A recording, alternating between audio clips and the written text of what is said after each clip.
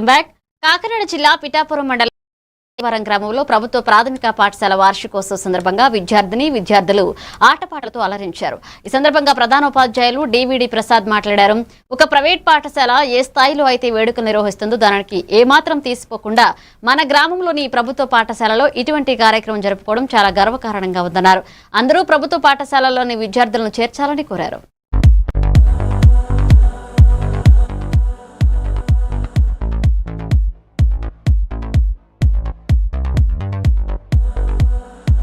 ప్రత్యేకించి ఒక్కొక్కరి వద్ద ఇండివిజువల్ వ్యక్తిగత బాధ్యత తీసుకుని ఒక్కొక్కరిలో ఉన్న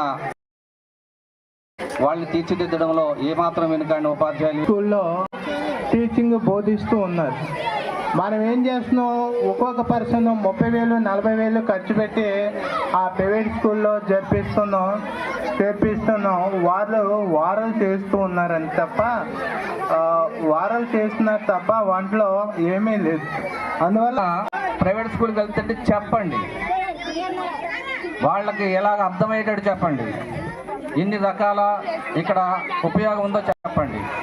నేను మళ్ళీ ఒకసారి గర్వంగా చెబుతున్నాను, ఇప్పుడు చదువుకున్న 1 నుంచి 5వ తరగతి పిల్లలు అదృష్టవంతులు.